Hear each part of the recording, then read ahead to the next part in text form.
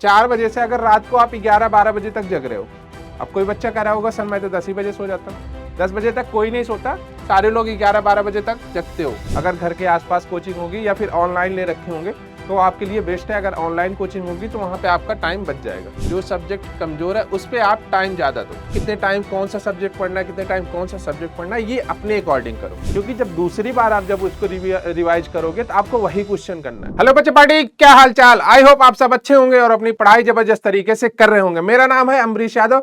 आज मैं आपके लिए लाया हूँ क्लास 12 का टाइम टेबल कि आप ऐसा कौन सा बेस्ट टाइम टेबल होता है जो बच्चे टॉप कर जाते हैं, जिनके स्कोर 95% से ज्यादा आते हैं। ऐसे बच्चे क्या अलग करते होंगे बाकी बच्चों से, तो आज वो सारी चीजें आपको बताने वाले हैं जो आपको क्लास 12 में 95% से ज्यादा नंबर्स लाएंगे अगर आप ये सारी चीजें फॉलो कर रहे हैं। तो देखो, जो 95% से ज्यादा कैसे स्कोर लाएंगे और दूसरा कितने आवर्स पढ़ते हैं। जो टॉपर्स बच्चे होते हैं जो 95% से ज्यादा स्कोर लाते हैं वो कितने घंटे पढ़ते हैं, ठीक है।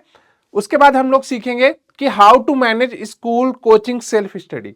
ये तीनों चीजें अगर आप बैलेंस कर पा रहे हो लाइफ में, क्लास 12 में अगर ये तीनों चीजें आप बैलेंस कर रहे हो तो आपके नंबर्स बहुत अच्छे आने वाले हैं। और अगर ये तीनों आपसे बैलेंस नहीं हो रहा है तो फिर आपके नंबर्स कम आएंगे, ठीक है।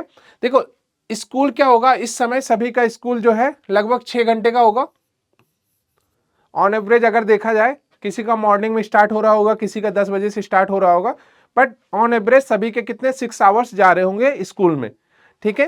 तो अप्रॉक्स आप लोग कितने 3 to 4 के आसपास आप लोग फ्री हो जा रहे होंगे। आई थिंक सबका स्कूल इतने टाइम पे बंद हो जाता है, शाम को 3-4 बजे पीएम पे आप सब लोगों का क्या होता है, स्कूल बंद हो जाता है, तो आप लोग फ्री हो जाते हो।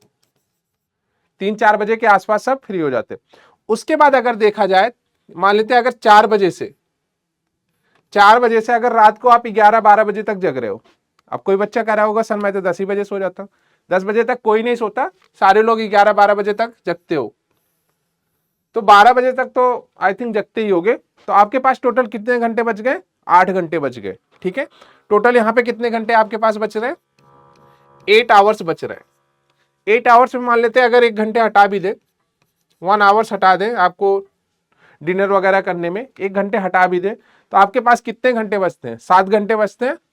टोटल कितने 7 घंटे बच रहे हैं यहाँ पे कितने बच रहे हैं, 7 आवर्स। अब इस 7 आवर्स में आपकी शाम को कोचिंग वगैरह होती है, कुछ बच्चे ऑनलाइन पढ़ रहे होंगे, कुछ बच्चे ऑफलाइन पढ़ रहे होंगे, तो वहां पे आपको लगभग 3 घंटे की कोचिंग होती होगी ऑन एवरेज। अगर हम ले तो 3 घंटे की कोचिंग होती होगी। 3 आवर्स आपके कोचिंग में चले जाते होंगे, 3 आवर्स कम से कम आपके कोचिंग में जा रहे होंगे, ठीक है। अगर आप ट्रेवल नहीं कर रहे होंगे, एक जगह से दूसरी जगह नहीं जा रहे होंगे, अगर घर के आसपास कोचिंग होगी या फिर ऑनलाइन ले रखे होंगे तो आपके लिए बेस्ट है। अगर ऑनलाइन कोचिंग होगी तो वहां पे आपका टाइम बच जाएगा। तो ऑन एवरेज 3 आवर्स मान लेते हैं कि आपका कोचिंग में जा रहा है, ठीक है। 3 आवर्स कोचिंग में जा रहा है, तो यहाँ पे कितने आवर्स बच रहे थे, 7 आवर्स। 7 आवर्स में से अगर हम लोग 3 आवर्स हटा भी देते हैं तो हमारे पास टोटल कितने आवर्स अभी बच रहे हैं, 4 आवर्स, ठीक है। हमारे पास कितने आवर्स बच रहे हैं, 4 आवर्स। तो 4 आवर्स हम लोग क्या कर सकते हैं, सेल्फ स्टडी कर सकते हैं। 4 आवर्स क्या कर सकते हैं, सेल्फ स्टडी कर सकते हैं। तो ये 4 आवर्स हम लोग यहाँ पे यूज कर लेंगे, 4 आवर्स की सेल्फ स्टडी कर सकते हैं, ठीक है। 4 आवर्स की हम लोग क्या कर सकते हैं, सेल्फ स्टडी कर सकते हैं। ये सिर्फ आपकी रात का प्लान है कि मतलब कि आप 3-4 बजे फ्री हो रहे हो शाम को, मान लेते हैं 4 बजे अगर आप शाम को फ्री हो रहे हो, तो उसके बाद आपने क्या की, 3 घंटे की कोचिंग क्लास ली, 3 घंटे की कोचिंग क्लास ली, ठीक है।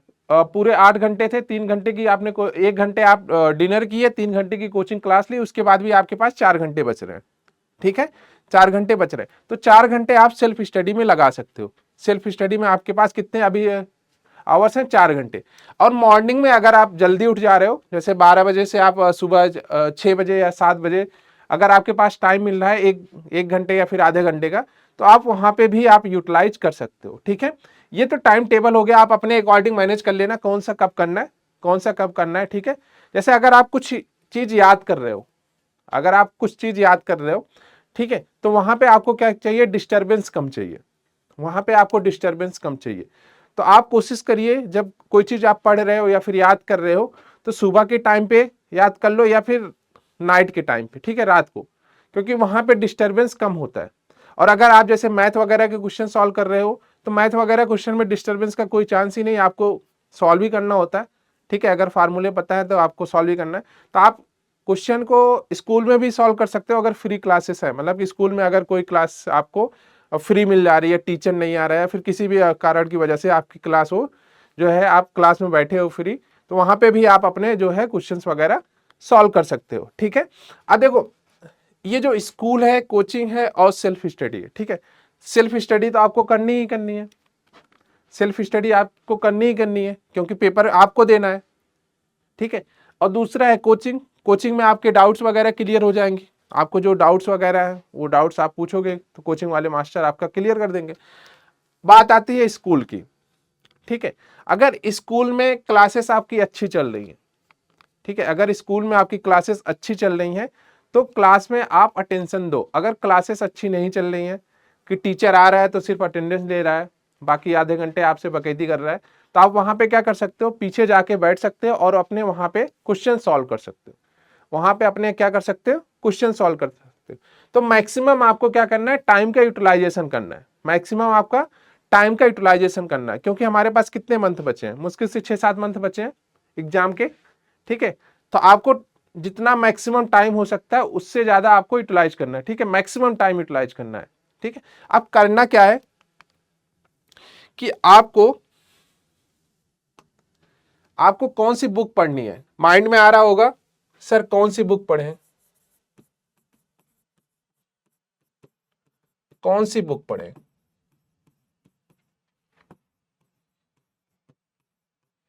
ठीक है।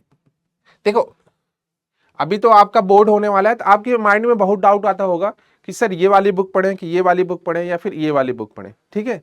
अलग अलग कोई दोस्त कोई दूसरी बुक लेके आ रहा होगा, वो आपसे बोलता होगा अरे भाई इसमें से ज्यादा क्वेश्चन आते हैं, तो फिर आपको लग रहा होगा ये मेरे पास भी बुक होनी चाहिए, इसके क्वेश्चंस बनाते हैं, ठीक है। देखो बुक आप कोई भी लेके आओ, क्लास 12th की बुक कोई भी लेके आओ, सब में क्या होगा, सिलेबस का सेम होगा, बस क्वेश्चन नए नए होंगे, ठीक है। थ्योरी पार्ट जो होगी सेम ही होगी, ठीक है। ऐसा नहीं है कि यहाँ श्रीधराचार्य का सूत्र वहां कुछ और हो जाएगा, यहाँ इंटीग्रेशन की जगह वहां पे कुछ और दे देगा, ठीक है। वो सारे फार्मूले सेम ही रहेंगे, फार्मूले इधर भी सेम रहेंगे उधर भी सेम रहेंगे, बस क्वेश्चन का फर्क है। तो आपको क्या करना है, जो आपका स्टेट बोर्ड का है, ठीक है, जो स्टेट बोर्ड देती है, जो बुक देती है, जैसे एनसीईआरटी कहीं फॉलो हो रहा है, जहां पे एनसीईआरटी नहीं फॉलो हो रहा है वहां पे जो स्टेट बोर्ड की बुक है, स्टैंडर्ड बुक, ठीक है, आपको उसको फॉलो करना है, ठीक है। तो आपको क्या करना है, एनसीईआरटी फॉलो करनी है पहली प्रायोरिटी में, आपको एनसीईआरटी फॉलो करनी है, ये आपकी प्रायोरिटी में होनी चाहिए कि सबसे पहले आपको एनसीईआरटी खत्म करनी है, सबसे पहले आपको क्या करनी है, एनसीईआरटी खत्म करनी है, ठीक है। उसके बाद आपको पीवाईक्यू लाने हैं, मार्केट में जाइए वहां से आप उठा लाइए कि क्लास 12th का जो पेपर हुआ है, पिछले साल हुआ, उसके पिछले साल हुआ, आपको कम से कम जो पीवाईक्यू है कम से कम 5 ईयर्स के, कम से कम 5 ईयर्स के करके जाने हैं, 5 ईयर्स के कम से कम करके जाने हैं, ठीक है। ये पीवाईक्यू 5 साल के कम से कम करके जाने हैं, ठीक है। उसके बाद जो आपका सब्जेक्ट वीक है, जैसे सभी का सारे सब्जेक्ट स्ट्रॉन्ग नहीं होते हैं, कुछ सब्जेक्ट होते हैं जो वीक होते हैं, ठीक है, आप उस पर ज्यादा टाइम दो, ठीक है। जो आपका सब्जेक्ट वीक है, जो आपका सब्जेक्ट कमजोर है, जो सब्जेक्ट कमजोर है उस पर आप टाइम ज्यादा दो,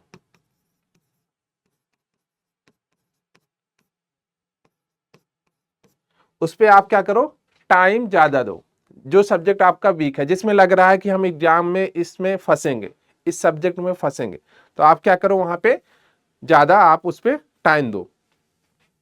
फोर्थ वाला, आपको शॉर्ट नोट्स बनाने हैं, शॉर्ट नोट्स बनाने हैं। शॉर्ट नोट्स का क्या मतलब है कि जैसे मान लेते हैं कि आप इंटीग्रेशन का क्वेश्चन कर रहे हो, मान लेते हैं समाकलन आप कर रहे हो, अब समाकलन में आपने पूरी एक्सरसाइज की, स्टार्टिंग से आखिरी तक पूरी एक्सरसाइज की, तो आप जब पढ़ रहे हो, जिस टाइम पढ़ रहे हो उस समय आपसे सारे क्वेश्चंस हो गए, मुश्किल से 4-5 क्वेश्चन नहीं बने, ठीक है, पहली बार में मुश्किल से 4-5 क्वेश्चंस नहीं बने। तो आपको क्या करना है, वो जो 4-5 क्वेश्चन नहीं बने हैं उनको शॉर्ट नोट्स में लेके जाना है, क्योंकि जो पहली बार में बन गए वो तो वहां भी बन जाएगा, दूसरी बार जब करोगे तो वहां बन ही जाएगा। तो शॉर्ट नोट्स में कौन से क्वेश्चन जाएंगे जो आपसे एक बार में नहीं हो रहे हैं, ठीक है, या फिर मल्टीपल बार आप कर रहे हो तो नहीं बन रहा है, आपको हर बार लग रहा है कि ये नया क्वेश्चन हमें मिल रहा है, तो आप उसको शॉर्ट नोट्स में लेके जाइए। ऐसा नहीं कि जो आप नोट्स बनाए वही पूरा का पूरा कॉपी पेस्ट कर दो शॉर्ट नोट्स में, तो वहां से आपको कोई फायदा होने वाला नहीं। शॉर्ट नोट्स में आप वो लेके जाओ जो आपसे क्वेश्चन नहीं बन रहे हैं, ठीक है, जो चीजें आपको याद नहीं आ रही हैं जल्दी, तो आप उसको शॉर्ट नोट्स में लेके जा सकते हो, ठीक है। इसके बाद क्या करना है कि टाइम टेबल अपने अकॉर्डिंग बनाना है। जैसे जो आपके 4 घंटे आपकी सेल्फ स्टडी वाले थे, 4 घंटे जो सेल्फ स्टडी वाले थे, उसको कैसे डिवाइड करना है, कौन कौन से सब्जेक्ट पढ़ने हैं, क्या उसमें कितने कितने मतलब कितने टाइम कौन सा सब्जेक्ट पढ़ना है, कितने टाइम कौन सा सब्जेक्ट पढ़ना है, ये अपने अकॉर्डिंग करो, ठीक है। ऐसा नहीं कि आपको कोई बोल दे कि मैथ आप पहले पढ़ लो, मैथ आप पढ़ रहे हो, या फिर किसी और का टाइम टेबल ना फॉलो करो, अपने अकॉर्डिंग। मतलब कि अगर आपके पास 4 आवर्स बच रहे हैं, 4 आवर्स अगर आपके पास हैं, तो जो आपके मेन सब्जेक्ट हैं उसको एक एक घंटे पढ़ लो, ठीक है। अगर हिंदी और आपके पास इंग्लिश है तो आप उसको आधे आधे घंटे पढ़ लो, ठीक है, क्योंकि पढ़ने तो सारे हैं। वहां पे जब आपका क्लास 12th का जब पेपर होगा, जब बोर्ड के नंबर्स आएंगे, तो ये आपसे कोई नहीं पूछेगा कि आपके मैथ्स में कितने नंबर आ रहे हैं, ठीक है, आपके ओवरऑल परसेंटेज पूछा जाएगा, ओवरऑल कितना आपका बन रहा है, तो सारे सब्जेक्ट आपको उतने ही नंबर देंगे। तो सारे सब्जेक्ट पे स्ट्रांग होना आपको पड़ेगा, तभी आपके 95% से ज्यादा मार्क्स आएंगे, ठीक है। तो 4 आवर्स में आप डिवाइड कर सकते हो अपने अकॉर्डिंग। मैथ का आप क्या कर सकते हो, जब आपको नींद आ रही है, अगर आपको नींद आ रही है तो आप मैथ से लेके बैठ जाओ, नींद गायब हो जाएगी, क्योंकि वहां पे आपको क्वेश्चन बनाने पड़ेंगे, ठीक है। अब ऐसा नहीं है कि आप सो रहे हो और बेड पे लेटे हो और वहां पे आप क्या पढ़ रहे हो, इंग्लिश पढ़ रहे हो,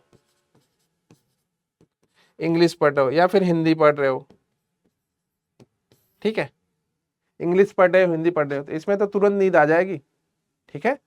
तो कोशिश करो आखिरी टाइम पे जब नींद आ रही हो 11 से 12 बजे के बीच में, उस टाइम आप क्या करो, मैथ सॉल्व करो, उसके बाद इंग्लिश हिंदी उसके पहले पढ़ लो। तो ये 4 आवर्स का आपका हो गया सेल्फ स्टडी का।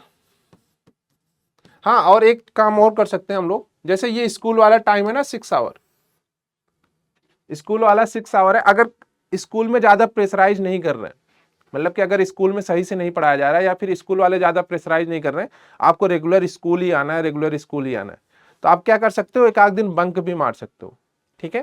तो आप जो एक दिन बंक मारोगे वो आप अपने सेल्फ स्टडी में लगा लो, वो अपने सेल्फ स्टडी में लगा लो। जो आपके रिवीजन वाले चैप्टर्स बचे हैं, जो आपको रिवाइज करना है, वो सारे चैप्टर्स आप रिवाइज कर लो, ठीक है, एक दिन बंक मार के। एक काम और करना है आपको, जब आप पढ़ रहे हो, जैसे पढ़ रहे हो ना, तो अभी आपके क्या होंगे ना, चैप्टर जो होंगे, चैप्टर बहुत तेजी तेजी से खत्म हो रहे होंगे, चैप्टर क्या हो रहे होंगे, बहुत तेजी तेजी से खत्म हो रहे होंगे, ठीक है, बहुत तेजी से इंड हो रहे होंगे।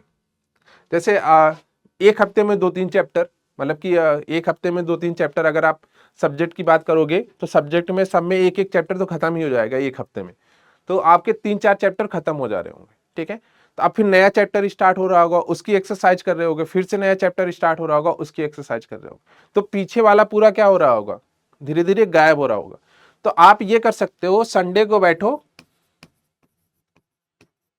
ठीक है, संडे तो छुट्टी ही रहती है, कोचिंग में भी छुट्टी रहती होगी और स्कूल में तो छुट्टी ही रहती है, तो संडे को बैठो और क्या करना है, जो चैप्टर खत्म हो गए,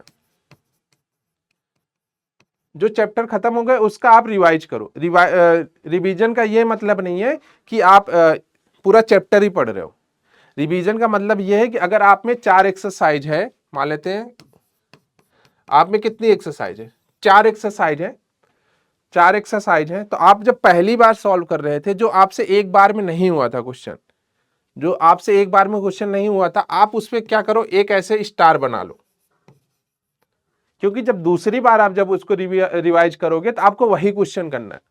अगर वो क्वेश्चन आपसे बन जा रहा है तो मतलब कि आपका चैप्टर तैयार है, ठीक है। तो आप जो स्टार वाले क्वेश्चंस हैं, जो स्टार वाले क्वेश्चंस हैं, इन्हीं को सॉल्व करना है। तो ये मुश्किल से कितने होंगे, एक एक्सरसाइज में 1-2 क्वेश्चन होंगे, अगर हम मान के चल रहे हैं कि 4 एक्सरसाइज है तो टोटल कितने बनेंगे? मुश्किल से 8-10 ही क्वेश्चन तो बनेंगे।